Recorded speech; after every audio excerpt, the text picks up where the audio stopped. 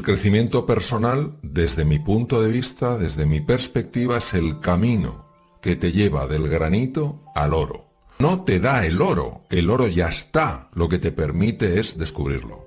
Y por supuesto, la ciencia en esto, de forma consistente, está demostrando que es así. Por ejemplo, todas las prácticas de silencio bien llevadas, que son camino hacia la veta de oro, se sabe perfectamente que cambian la arquitectura cerebral, pero además en tiempos que jamás se hubiera considerado posible. Se sabe también que potencian el sistema inmune, que es fundamental para hacer frente a cualquier tipo de enfermedad. Una persona que sea agradecida, que es otra forma de cavar en esa mina, una persona que sea agradecida es una persona que regula mucho mejor su tensión arterial y mucho mejor sus cifras de glucosa. Entonces, al final se ve que todo está conectado, es decir, la dimensión más sutil, que es la dimensión, podríamos decir, espiritual, la dimensión que se acerca más a ese oro, está totalmente conectada con la dimensión física, porque ambas dimensiones se pueden distinguir, pero no se pueden separar. Es como si yo quiero separar la palma del dorso de mi mano. No existe una mano que no tenga palma y no tenga dorso. Lo que sí puedo es distinguirlas, pero están tan perfectamente entretejidas que es una unidad. Entonces, en el ser humano está perfectamente entretejida su dimensión física, anatómica, fisiológica, con su dimensión mental y su dimensión trascendental. La gran ventaja de esto es que todo impacto a nivel físico, impacto positivo me refiero, que tiene que ver precisamente con el crecimiento personal, que por supuesto incluye al cuerpo, incluye nutrición, incluye descanso, incluye ejercicio físico, tiene un impacto directo en los procesos mentales. Las personas que hacen ejercicio físico, que cuidan su nutrición, son personas que están más tranquilas, que son más serenas, que son más entusiastas, están más que visto. Y además afecta a su dimensión anímica. Son personas más agradecidas, son personas más generosas. La persona que cuida sus procesos mentales, que practica mindfulness, que consigue equilibrar la mente caótica, es una persona que potencia, como he dicho, la función de su cerebro y la función de su sistema inmune. Y además resulta que es una persona que cuida mejor de la naturaleza, que es más amable, más afectivo con la naturaleza. La persona que por las mañanas, en lugar de enfadarse ante la cantidad de cosas que tiene que hacer, muestra una gratitud por tener un día más que poder vivir, es una persona que curiosamente vive con más equilibrio mental y con más salud física. ¿Cómo puede ser que seguimos sin sacar tiempo para una cosa que nos da tantos beneficios? Porque la lente a través de la que miramos la realidad es una lente defectuosa. O sea, nosotros nos creemos lo que nos dice la lente, cuando la lente lo que nos está diciendo no es verdad. La lente nos está mostrando el mundo mental, no nos está mostrando el mundo real. Es decir, si yo en el mundo real tengo tiempo, pero en el mundo mental no lo tengo, yo daré más valor, más credibilidad al mundo mental que al mundo real. Pongo un ejemplo. ¿Que tenemos tiempo? Por supuesto que tenemos tiempo. ¿Que percibimos que no tenemos tiempo? Por supuesto que percibimos que no. Ahora voy a poner este ejemplo tan sencillo. Un amigo mío encuentra en una casa de su bisabuelo un pequeño baúl, que por alguna razón no lo habían visto antes, lo abre y había un periódico mi amigo es austriaco, un periódico de aquella época, comienzos del siglo XX. Sección de sucesos. Un tranvía atropella y mata a un anciano de 41 años. A comienzos del siglo XX, una persona de 41 años era un anciano. Fíjate. Hoy podemos vivir hasta los 90 años fácilmente y nuestros hijos vivirán probablemente más allá de los 100. ¿Cómo es posible que nos quejemos del tiempo? Es nuestra gran excusa. Nosotros no tenemos un problema de tiempo, tenemos un tema de prioridades. Claro, administrar ese tiempo. Claro, ¿no? Entonces, ¿qué pasa? Que nos cuesta mucho decir no a ciertas cosas. Y tenemos que entender que hay tiempo para hacer lo fundamental, pero no hay tiempo para hacer todo. Entonces, uno tiene que decir qué es lo esencial en su vida. Entonces, lo que no te puedes ir a dormir, yo lo entiendo así, es diciendo no he tenido tiempo. ¿Para qué? No he tenido tiempo para hacer lo fundamental. No. A lo mejor no has tenido presente lo que era fundamental en el tiempo que has tenido. ¿Y por qué siempre lo que no es fundamental tiene más hueco que lo fundamental? Porque yo creo que nosotros en general no gestionamos nuestra propia vida. Todos tenemos un enorme condicionamiento mental a lo largo de generaciones, no es culpa de nadie, es responsabilidad de todos el cambiarlo. Y al final lo que vamos es siguiendo un poco lo que decía Sigmund Freud, ¿no? El ideal del yo. Para ser alguien en la vida tienes que hacer esto, esto, esto y esto. Para ser tal, tal. Entonces buscamos una perfección que nos ahoga. Y perdemos lo que es el sentido de la realidad. Y nos vamos llevando por lo que es el paradigma dominante. Paradigma viene del griego, quiere decir forma de ver, por la forma de ver dominante. Y por eso es tan triste que al final, cuando una persona está llegando al final de sus días, mire y diga, ¿cómo es posible que mi vida haya sido así? Es lo que no acabamos de comprender con calado y con hondura es el poder que tiene la mente para gobernar nuestra vida. Y si no entiendes cómo opera tu mente, si no entiendes cómo tu mente puede ser condicionada, incluso manipulada, y no tienes esa decisión, yo voy a ser el capitán de mi vida, lo cual no quiere decir hacer nada absurdo, todo lo contrario, se trata de hacer cosas inteligentes que te traigan más salud, más bienestar, más prosperidad y más felicidad. No solo a tu vida, sino a la de tus seres queridos. Entonces vivimos atrapados en un espejismo sin ser conscientes de ello. Adam Smith, el gran economista, decía, el pez no sabe que está dentro del agua hasta que alguien le saca de ella. Vivimos dentro del agua pensando que es lo único que hay. Que solo hay recursos ahí, que solo hay posibilidades ahí. Entonces hasta que un pececillo asoma la cabeza y dice, anda, si hay más cosas, si puedo elegir. ¿Cómo hacemos el cambio? Vamos a ver, siempre nos va a importar la opinión de los demás. A mí cuando alguien dice, a mí lo que los demás opinen no me importa, no es verdad. No es verdad. A todos nos importa la opinión de los demás. Y cuando alguien haces algo con interés, le pones cariño y a lo mejor la reacción es dura, claro que duele. El problema no es que nos importe. El problema no es que nos influya. El problema es cuando nos determina. Es decir, cuando tenemos tan poca autoestima que buscamos la estima en lo que otros nos estiman.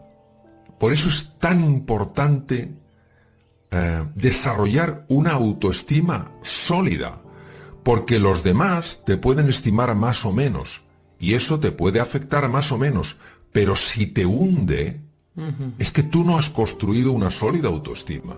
Si tienes tal nivel de dependencia, llegarás a ahogar tu verdadera voz e incorporarás la voz de otras personas como si fuera la tuya. Entonces, en la base de todo es la autoestima, cuánto te quieres, que no tiene nada que ver con el ego, nada que ver, es lo opuesto. Cuánto te quieres, cuánto te valoras, cómo te ves. Entonces, claro, si esperas verte como otros te ven, tu dependencia será absoluta, sí te influirá como otros te ven, cómo te ves a ti, y tienes que verte en la grandeza que ya tienes, en lo que ya eres. Yo creo que uno aprende a quererse más cuando se da cuenta de una cosa, que quien se cree que es, no es quien verdaderamente es. O sea, vamos a suponer que yo creo que soy cobarde. Si yo creo que soy cobarde, y lo tengo metido a nivel inconsciente, todos mis actos reflejarán esa cobardía. Yo mismo estaré limitando la capacidad de actuar de forma valiente en la vida. Y actuar con valentía también implica actuar con sensatez, no con insensatez. Si yo descubro que soy valiente, entonces de forma natural actuaré con valentía. Luego el camino es el camino de lo que creo al camino de lo que soy. ¿Qué es lo que nos ayuda? Lo primero que nos ayuda es dejar radicalmente de juzgarnos. Es decir, no es, ay, si yo no hubiera hecho esta tontería, ay, si hubiera dicho esto en lugar de esto. ¿Tienes una máquina para volver al pasado? No, entonces ¿para qué? Entonces, vale, esto ha sucedido. Esto ha sucedido, estos son los hechos. ¿Qué puedo hacer a partir de ahora? Es decir, primer tip práctico, deja de lamentarte. No tienes una máquina del tiempo que te permita volver a repararlo. ¿Qué tienes ahora? ¿Por qué esto es tan importante? Porque si conoces un poco cómo funciona el cerebro, la interacción con los procesos mentales, la persona que se está constantemente lamentando afectivamente entra en un estado emocional que por su propia naturaleza bloquea las capacidades creativas del cerebro. Es decir, tu capacidad de resolver hoy, de mejorar lo que hoy, la eliminas cuando te estás lamentando por el ayer. Segundo, cuando tú te estás angustiando con el futuro, ay Dios mío, ¿y esto qué repercusiones tendrá en el futuro? Y no sé qué, tal. Esa angustia también va a impedir tu capacidad de anticipar en el presente para estar mejor preparado para el futuro. Eso es lo primero. Lo segundo es desarrollar la compasión hacia uno mismo. ¿Qué es la compasión? La compasión va más allá de la empatía. La compasión es acción, es empatía en acción. Es decir, he cometido un error. De acuerdo, lo he hecho a propósito, pero ¿cómo voy a cometer un error a propósito? Yo no sé las fuerzas que hay dentro de mí. Yo no sé las dinámicas mentales que operan por debajo de mi conciencia. ¿Por qué tengo que juzgarme con esa dureza? De hecho, la culpa y la vergüenza, lamentablemente, en montones de contextos y en montones de países y en montones de situaciones y en montones de épocas históricas, han sido utilizadas para controlar a las personas. Yo tengo que ser consciente cuando he causado un daño. Esta falta de empatía, esta falta de reconocimiento del error es muy peligrosa.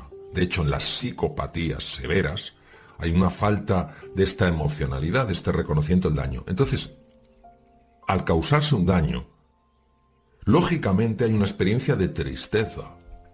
Y esa tristeza es el reconocimiento de un daño causado. Si esa tristeza la transformo en culpa y en vergüenza, lo que estoy haciendo es cambiarme. Ya el mensaje no es hay que educar a Mario, sino hay que castigar a Mario. Claro. La intención profunda es la clave de todo. Si mi intención es educar, yo abordo la situación de una manera. Si mi intención es castigar, lo que voy es a dañar. Claro. Pues es una amabilidad con uno mismo sin perder por ello firmeza. Cuando uno se va a la culpa y al castigo, ahí no hay firmeza, ahí lo que hay es dureza. Y de allí no puede crecer nada bueno. Entonces, a mí me parece, lo utilice quien lo utilice, que la culpa, que es por lo que has hecho, y la vergüenza, que es por lo que eres, no tendría que tener cabida en nuestra vida. ¿Cómo nos afecta la ira, la angustia a nivel físico? Bien, primero hay que distinguir una emoción de un sentimiento y luego hay que distinguir una emoción de un estado emocional. Una emoción es un proceso exclusivamente fisiológico, es algo que ocurre en el cuerpo, sea en la musculatura en forma de tensión, sea en el corazón en forma de un aumento del gasto cardíaco, sea lo que sea. Un sentimiento es la captación mental de lo que ocurre en el cuerpo. Tener momentos de enfado, tener momentos de desesperanza, tener momentos de tristeza es consustancial con la naturaleza humana. Y eso tiene una repercusión a nivel fisiológico que el cuerpo tolera razonablemente bien. Salvo que sea excesivo, salvo que la descarga de ira sea tremenda, la tristeza, pues de hecho hay un síndrome que se llama el síndrome de Takotsubo, que fue descrito en el mundo de la cardiología. Takotsubo es el tipo de trampas que utilizan en el Japón para capturar pulpos, que se ha visto en situaciones de estrés o tristeza máxima. Es una cardiopatía que se produce de forma prácticamente inmediata, donde el corazón verdaderamente ante esa tristeza máxima, ante ese sentimiento afectivo de tan profunda intensidad, realmente se produce un daño en el corazón, y es más, el corazón toma la forma de una trampa de pulpo como las que se utilizan en el Japón, ¿no? En la enfermedad de Takotsubo. Ahora bien, una cosa muy distinta es un estado emocional. Cuando una persona vive en la tristeza, es decir, es una persona, ¿qué voy a decir? Triste. Es una persona iracunda, es una persona amargada. Los estados emocionales, es decir, situaciones emocionales sostenidas en el tiempo, como la tristeza vital, el resentimiento sostenido, la frustración existencial, hoy en día se consideran estados tóxicos de la mente. Y todos ellos tienen repercusiones en distintos órganos. Por ejemplo, dañan el corazón, favorecen la aparición de arritmias, favorecen la hipertensión arterial, empeoran una diabetes, suben los niveles de glucemia, dificultan la activación del páncreas, dañan al cerebro, son capaces de matar neuronas específicamente en un área clave que es el hipocampo. A nivel del sistema inmune se sabe, pero además con claridad meridiana, que baja la actividad del sistema inmune, es más, puede alterar incluso el sistema inmune y tener algo que ver en las enfermedades autoinmunes. A nivel del aparato digestivo, no solamente es que altera el funcionamiento, lo que es el proceso de digestión, es que altera el microbioma. El microbioma es la masa de bacterias que existen dentro del tubo digestivo, fundamentalmente del colon, y que están afectando en su dinámica incluso el funcionamiento cerebral.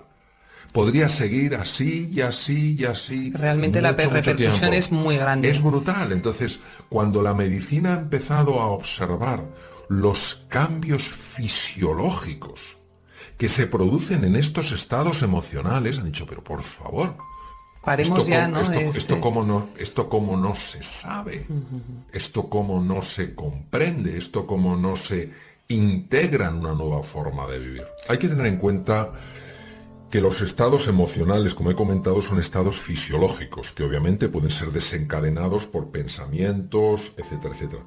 Esos estados fisiológicos, por su propia naturaleza, implican cambios hormonales muy amplios, cambios moleculares muy profundos, que hacen que la célula tenga que transformar un montón de cosas.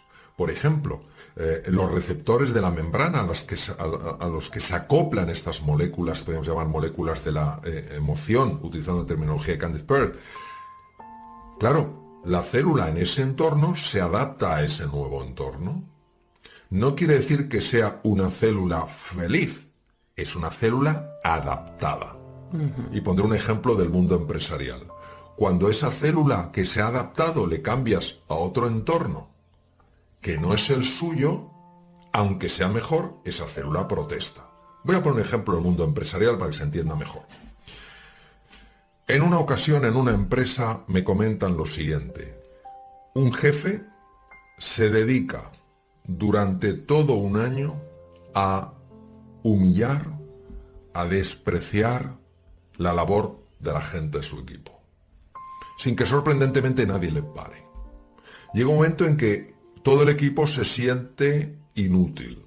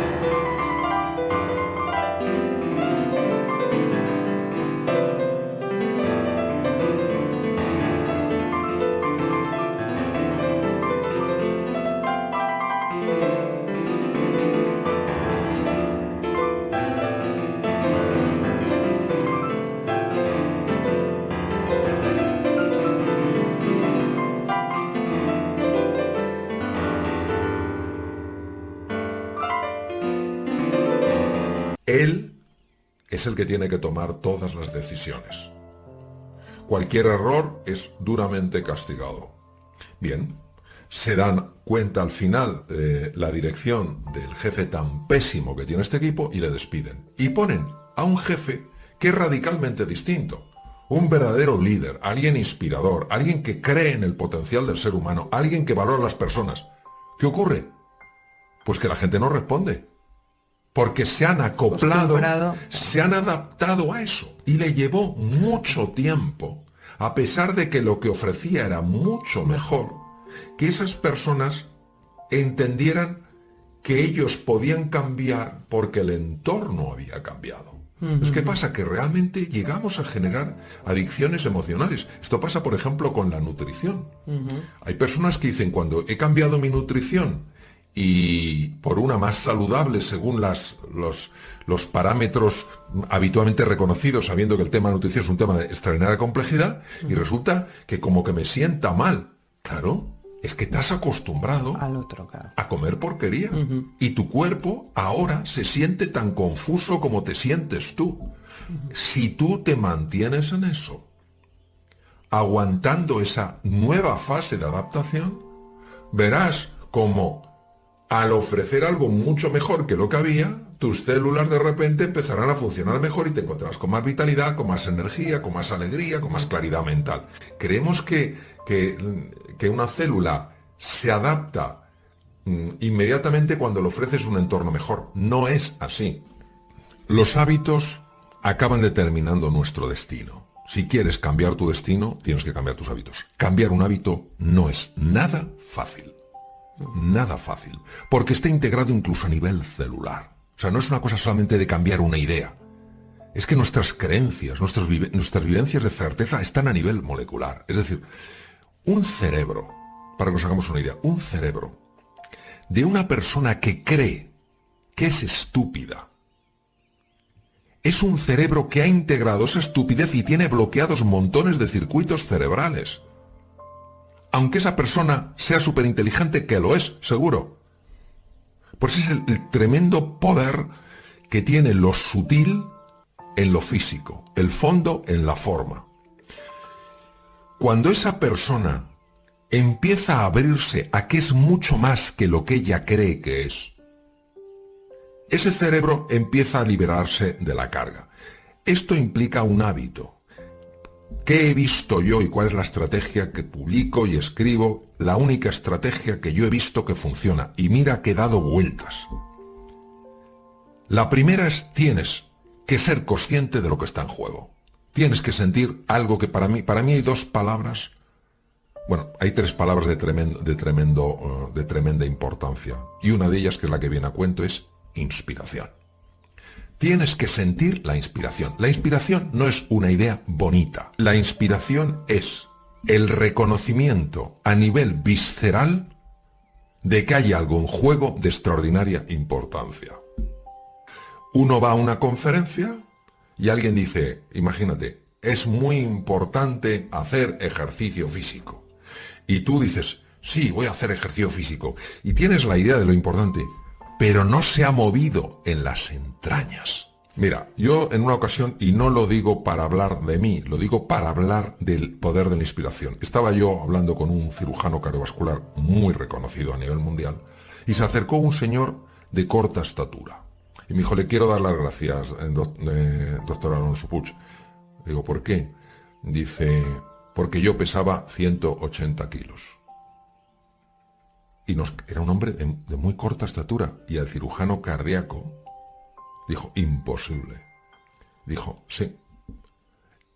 Y saca fotografías donde se ve claramente, imaginémonos un señor de muy corta estatura, 180 kilos, el volumen que tenía. Y ahora le veías, pero fit, hecho un pincelito. Y claro, eso no se puede hacer con nutrición. A ver, nutrición y ejercicio, pero llevaría una enormidad, coaches, personas, etc. Se había hecho cirugía bariátrica, es decir, cirugía para la obesidad. Pero fue algo que escuchó, en algo que dije, que no sé lo que dije, que le inspiró a nivel visceral. ¿Cuál es la diferencia de cuando te inspira a nivel visceral, de cuando te inspira a nivel puramente cognitivo? Cuando lo dices, cuando te inspira a nivel cognitivo, dices, esto sería bueno que lo hicieras, qué bueno hacerlo. Cuando te inspira a nivel visceral, dices, esto, sí o sí. Te lo crees, ¿no? Claro, te lo crees. Entonces, de tal manera que este hombre que lleva un montón de años con su obesidad mórbida, decidió hacerse la intervención. Otra persona. Entonces, hablo de esa inspiración a nivel profunda, que la puedes obtener. en una conversación con un amigo, en una película, leyendo un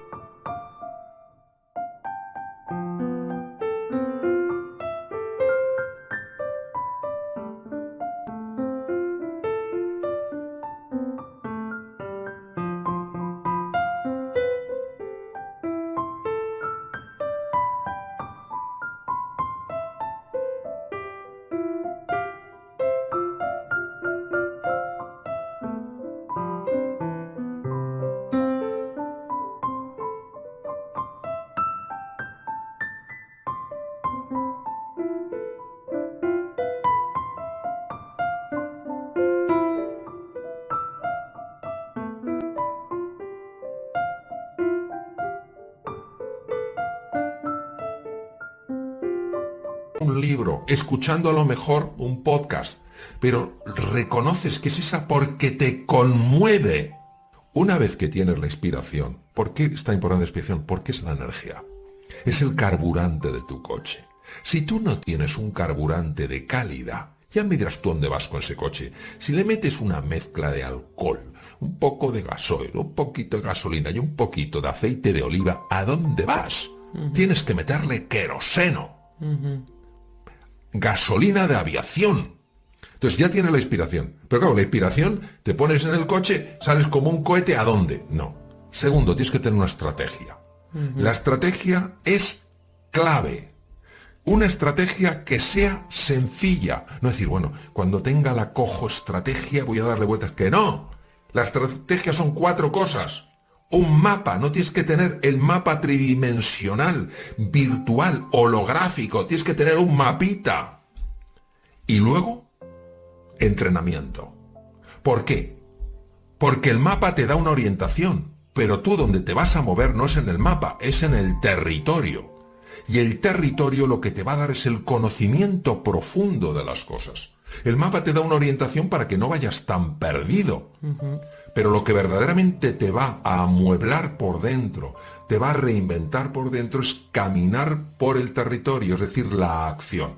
Entonces, si tú tienes tu gasolina, tienes tu pequeño mapa de carreteras, tú ya te vas moviendo y aprendiendo el arte de la conducción. ¿Qué queremos? Queremos cambiar hábitos sin esfuerzo. Queremos cambiar hábitos. A mí no me interesa que me diga qué es lo que quiero, porque a mí dime cómo lo hago. Pero si usted no tiene un qué y un por qué, todo como le sobra. Es como esa cita que es: quien no tiene un puerto a dónde ir, ninguna dirección es favorable, o algo así. Entonces, si no tenemos una inspiración, una visión algo ilusionante, si no tenemos una estrategia, aunque sea sencilla, para ponernos en marcha, si lo que te permite el mapa es ponerte en marcha, pues si no tienes un mapa, la sensación de estar perdido es tan angustiosa que te bloqueas. Tienes un mapa, y entonces, como todo ser humano es inteligente y capaz de aprender, tú vas encontrando los recursos a medida que caminas. Los recursos no aparecen si no caminas. La estrategia lo que te da es la claridad de que hay un camino que se puede hacer. Es decir, no es un montón de fuegos artificiales, no, hay un plan que se puede seguir, un plan que tú ves que es accesible. No tiene que ser increíblemente sofisticado, ambicioso, accesible. Pero no esperes la motivación de la estrategia. Por eso cuando alguien me pregunta cómo hago esto, me está pidiendo la estrategia. Si no tiene un qué y un por qué, ningún mapa vale. Ninguno. Porque a nosotros lo que nos interesa son activar lo que yo llamo los 3 superpoderes. Es poderes que tiene el ser humano en su interior, pero que no se activan sin la inspiración en primer lugar. Entonces, ¿qué es lo que ocurre? Personas que tienen proyectos dicen: ¿dónde encuentro la inspiración? Vamos a ver, la inspiración la tienes dentro de ti. Es pararte delante de una mesa, o con una mesa, y con un folio y decir: vamos a ver, ¿qué quiero yo cambiar radicalmente de mi vida? ¿Cómo puedo llevar mi vida al siguiente nivel? Estoy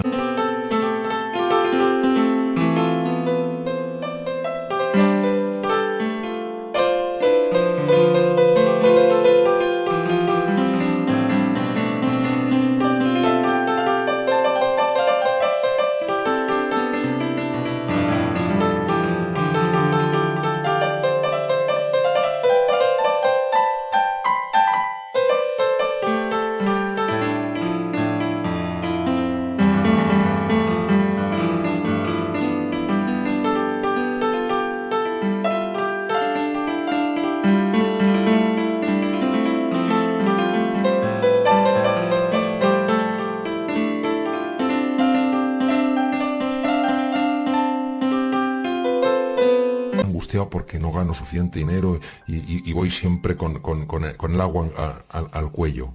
Entonces, tienes entonces, una vez que has definido, es que no tengo energía, no tengo vitalidad, voy arrastrando el cuerpo, no sé qué tal cual. Entonces, si en mi vida hubiera más ilusión, más energía, más entusiasmo, si mi cuerpo me transmitiera otro mensaje, entonces mi vida cambiaría radicalmente.